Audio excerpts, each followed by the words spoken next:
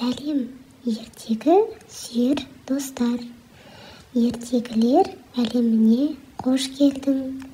Күн сайын сиқырлы, қызықты оқиғалар тыңдағың келсе, каналға тіркеліп ал. Саған ұнайтынына сенімдімін. Аққала мен жұлдыз.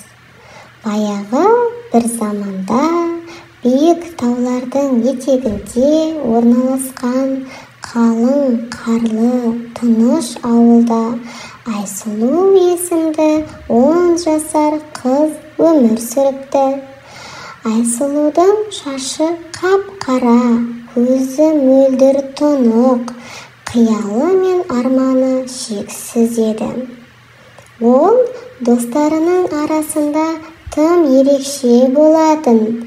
Табиғатпен сөйлескенді, бұлттарға қарап қиялдағанды, тіпті қармен сырласқанды жақсы көретін.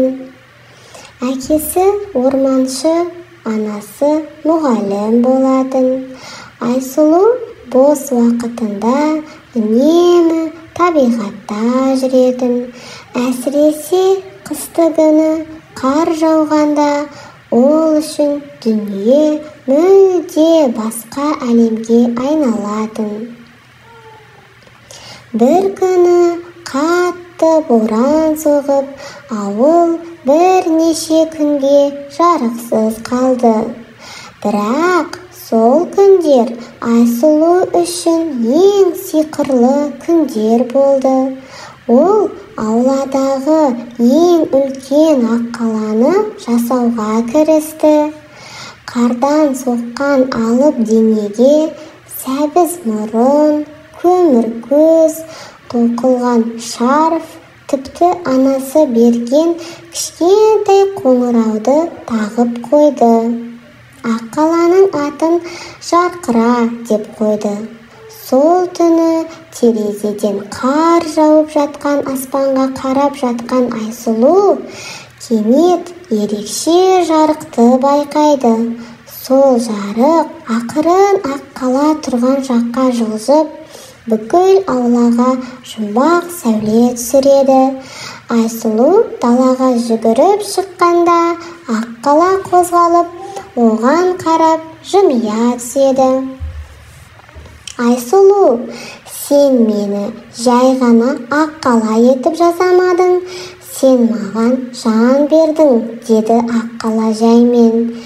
Сен сөйлей аласың ба? Деді қыз дірілдей.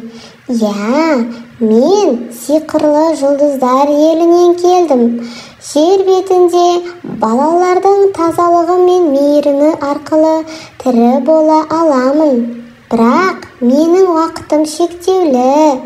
Егер сен маған көмектессең, мен өз еліме оралып, қайтадан жұлдыз болып, аспанды жарықтандыра аламын.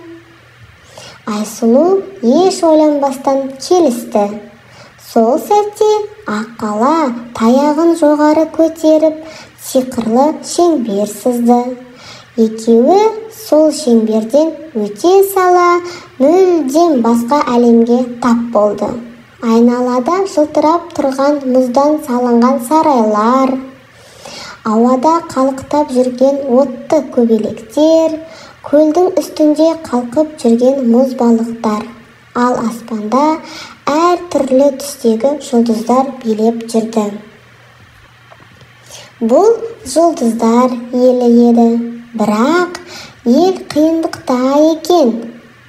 Зұлым тұман елге таралып, жұлдыздардың жарығын өшіре бастаған. Жарық болмаған жерде сиқыр жоғалады.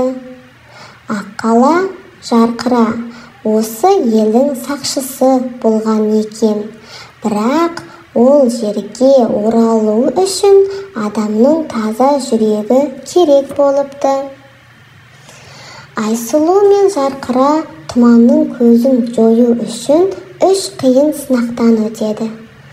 Күміс орманда сөйлейтін ағаштар олардың шыдамдылығын сынайды. Ай көлі, тек шын жүректен шыққан әнді естіп қана ашылатын құпия өткел береді.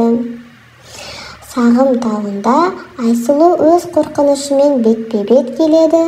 Ол түнекте жалғыз өзі қалып, анасының даусын естиді.